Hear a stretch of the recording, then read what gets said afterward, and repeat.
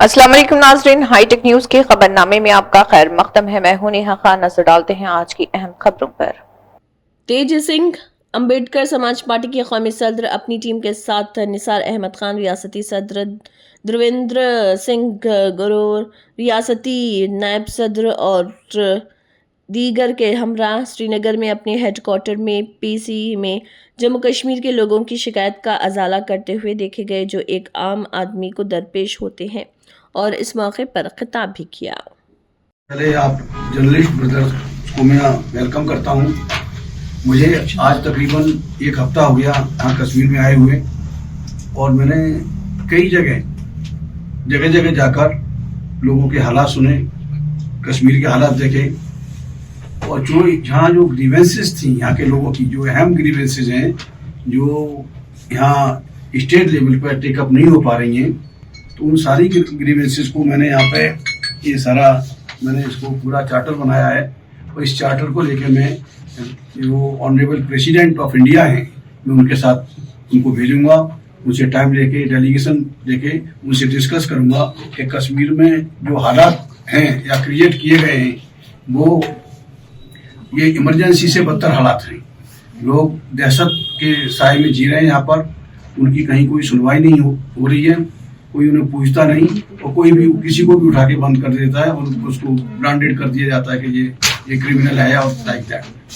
तो इसमें जो इश्यूज हैं, सबसे पहला इशू है restoration of peace. Restoration piece जब वो मरकजी हुकूमत ने 370 को हटाया, 35A को हटाया और इसको यूटी बनाया, उसके बाद जो होम मिनिस्टर साहब हैं, मरकजी होम मिनिस्टर, तो उन्होंने क्लेम किया कि अब हम आतंकवाद खत्म हो गया है, अब किसी तरह की कोई दहशतगर्दी नहीं है इस सूबे में, और ये सारा ठीक है।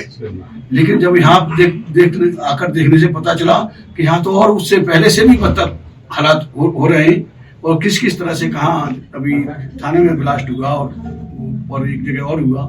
तो एक जो है जो कसूरवार हैं उनको गवर्नमेंट या पुलिस जो है उसको परेशान करे, उठाए, उससे किसी को कोई गुरेज नहीं है। लेकिन आम लोगों को, आम कश्मीरी आवाम को मतलब तंग न की करें।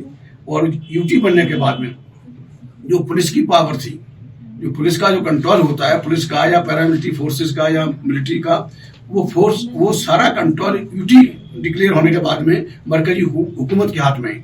तो इस तरह से पूरी जिम्मेदारी मरकजी हुकूमत की बनती है कि यहाँ इसमें पीस को रेस्टोर करे और लोगों का जो कारोबार इसमें हो।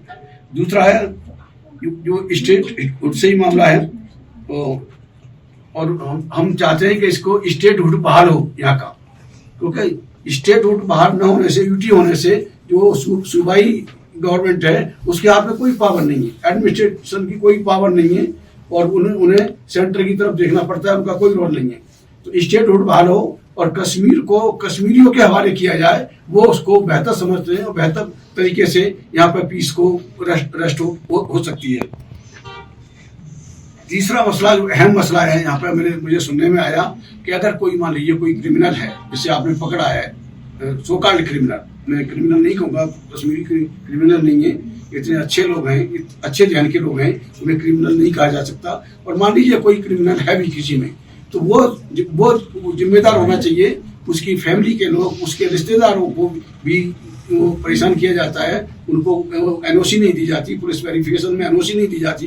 जो लोग बाहर जाके कुछ कारोबार करना चाहते हैं उनके पासपोर्ट रिलीज नहीं किए जाते हैं, जबकि सुप्रीम कोर्ट का ऑर्डर है कि अगर कोई भी आदमी कसूरवार है अंडर लॉ एंड ऑर्डर, तो वो उसके लिए जिम्मेदार होना चाहिए, पूरी फैमिली या उसके रिलेटिव जिम्मेदार नहीं ठहराए जा सकते। तो ये सुप्रीम कोर्ट का भी जजमेंट है, इस पर भी गौर। लेकिन यहाँ कोई सुप्रीम कोर्ट का जजमेंट या कुछ माने नहीं रखता, कुछ भी इम्प्लीमेंट नहीं हो रहा। ये पुलिस वेरिफिकेशन, और यहाँ जो बेरोजगारी है, अनएम्प्लॉयमेंट है, ये एकदम टॉप पर जा रहा है। यहाँ पढ़े लिखे बच्चे, पढ़े लिखे यूथ मतलब सुसाइड कर रहे हैं या ड्रग की तरफ मुखातिब हो रहे हैं। तो यहाँ पर स्पेशल ड्राइव चलाकर कश्मीरी यूथ को एम्प्लॉयमेंट दिया जाए, और اس میں ایسا اسپیشل ڈرائیو نہیں چلایا چونکہ کشمیر کو 1987 کے بعد میں سے 1987 کے بعد سے ہی یہاں پر دہشت کے سائے میں رکھا گیا ہے. لوگوں کو یہاں کی کشمیری عوام کو سپریس اوپریس اور وکٹمائز کیا گیا ہے ان دا نیم آف ٹیررزم. تو اس سے یہ ساری فضا خراب ہو گئی ہے. سارا انمپلائمنٹ اور جو بھی ہے وہ سارا بڑی تیزی سے جنریٹ ہوا ہے. تو ہم چاہتے ہیں کہ یہاں پہ اس میں مطلب اسپیشل کمپوننٹ پلان کے تحت کیونکہ یہ 87 سے لے کے قریب 35 ایئرس ہو گیا. اب یہاں پہ اس کو جو ویلی ہے کشمیر ویلی ہے, کشمیر ویلی کو ٹرائبل ایریا ڈکلیئر کیا جائے. امبیڈکر سماج پارٹی کا ماننا ہے کہ اگر ہم اقتدار میں آتے ہیں تو ہماری کوشش ہوگی کہ ہر گھر سے امپلائمنٹ دیں, ہر گھر سے ایک شخص کو امپلائمنٹ مہیا کرائیں. آپ لوگ کہیں گے کہ بھائی ہر گھر سے اتنا تو امپلائمنٹ ہے نہیں کشمیر میں. تو ہمارا مرکزی حکومت سے درخواست ہے, ان سے ہم پریشرائز بھی کریں گے کہ وہ اس کو کشمیر ویلی کو ٹرائبل ایریا ڈکلیئر کریں. اور یہاں کا جو یوتھ ہے جب نوکری کے لیے اپلائی کرے گا تو اسے شیڈول ٹرائب کا اسٹیٹس ملے گا, اور شیڈول ٹرائب کا اسٹیٹس ملتے ہی ایجوکیٹڈ کشمیری یوتھ کو پورے ملک میں نوکری ملے گی. کوئی دنیا کی طاقت اس کو روک نہیں سکتی.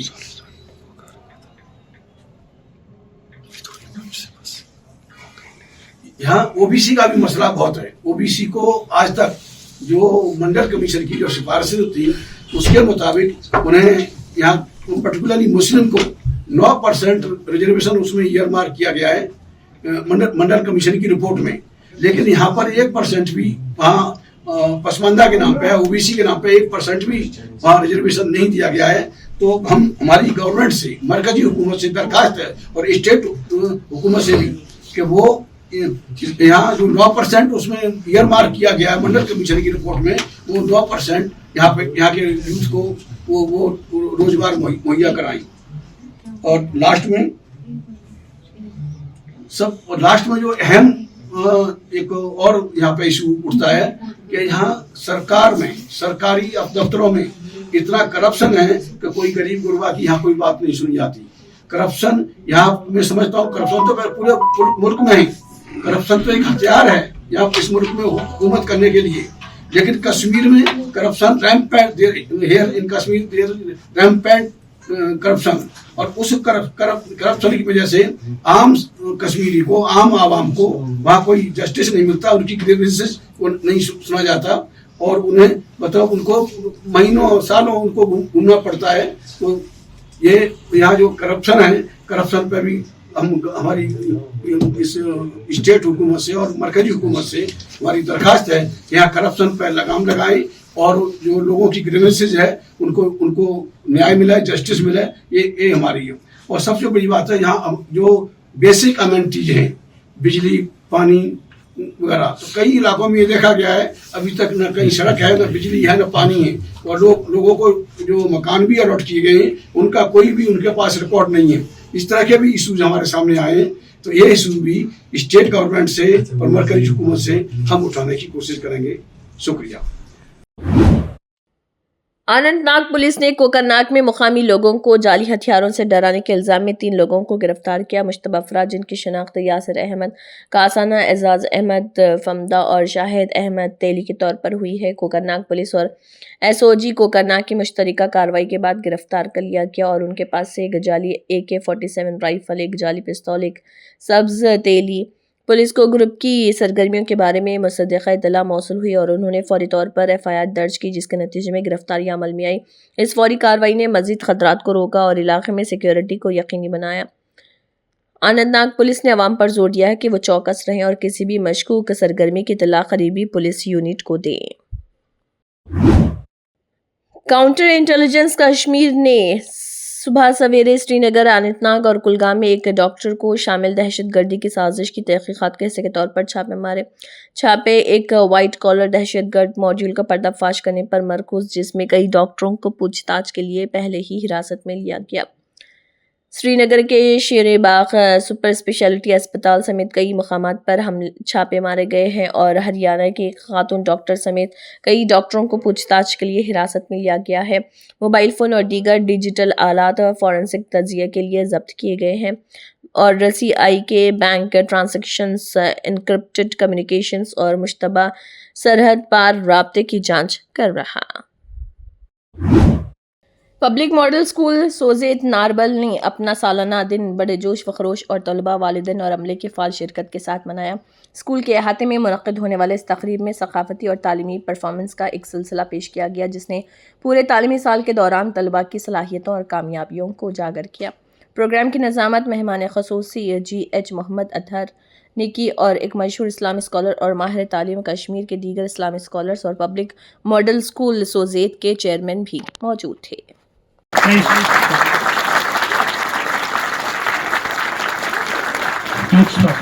معاملہ یہ ہے کہ ہم کئی دہائیوں سے ہمارے یہاں تعلیم کا ذرا تعلیم کی جو اصل حقیقت ہے، اخلاقیات وغیرہ، یہ مانا ہے کہ ہم کو مروجہ علوم میں بھی آگے بڑھنا ہے، لیکن اب کسی قدر ہم اس معاملے میں ذرا گیپ ہو گیا ہے، والدین اور بچوں کے درمیان بھی گیپ بڑھ گیا ہے اور سوسائٹی میں بھی آپس میں گیپ ہو گیا ہے۔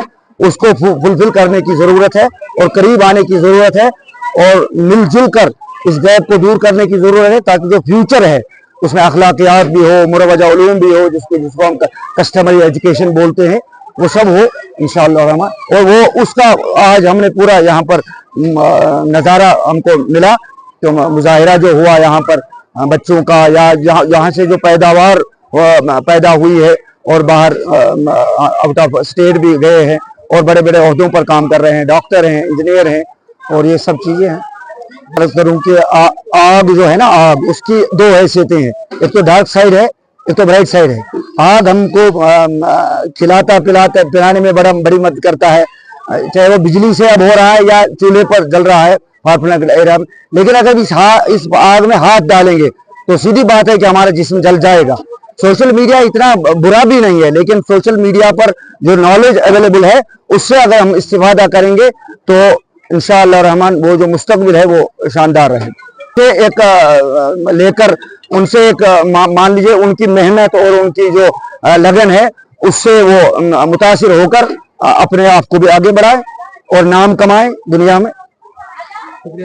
اسکول میں بہت سارے ہم نے دیکھے کہ آپ نے اس پروگرام کے وسعت سے بھی دیکھا ہوگا کہ KS officer, doctors, engineers, lecture, teachers اور پولیس کے اداروں میں بھی کام کر رہے ہیں۔ الحمدللہ ایسے بچے ہم نے یہاں سے نکالے ہیں اس اسکول سے، ساتھ ساتھ ان کی جو گروتھ ہے، مورل ایجوکیشن، مورل گروتھ ہے، وہ بھی ہو گئی ہے۔ وہ بچے نہیں ہے جو اللہ بچائے روڈ لینگویج یا باقی طریقے سے بات کریں، نہیں، ان کی اخلاقی الحمدللہ اخلاق بہت بلند پائے کے ہیں، اور اس حساب سے وہ کام کر رہے ہیں انشاءاللہ ہر ادارے میں، اور بزرگ کا احترام، ہر کسی کا احترام، سوسائٹی کا احترام، اور ہر چیز کا احترام رکھ کر کام کر رہے ہیں اپنے، اور کام میں بھی وہ اس طرح کر رہے ہیں کہ خیانت نہیں کر رہے ہیں کام میں، اس طرح کی ان کی کردار ان کا بنایا گیا ہے تاکہ وہ جو کام کر رہے ہیں اس کام میں کوئی خیانت نہ ہو، ان کو احساس ہے کہ کس وقت پر پہنچنا ہے، نکلنا کس وقت پر ہے، اس وقت کے حساب بھی خیانت نہیں ہے، ہر چیز وہ اخلاق کو بلند پائے اخلاق کو مد نظر رکھ کر رہے ہیں الحمدللہ۔ Assalamu alaikum everyone. I am Tanzila Shabir from Public Model School. Today I am very happy because today at a Public Model School there was a function, annual function, and also award ceremony where our teachers awarded students who have got positions in their classes, and we are very happy that our teachers are awarding our teachers are awarding us like this, and this is a message for those students who are not giving attention to studies. They should give attention to studies, because if they give attention to studies, then their teachers will appreciate them, also their parents will appreciate them. And I don't have words to express Public Model School in words. I mean, I'm not able to speak how Public Model School is providing faculty, and the management of this Public Model School is amazing, and especially the principal of the school, he's very kind, very humble to students.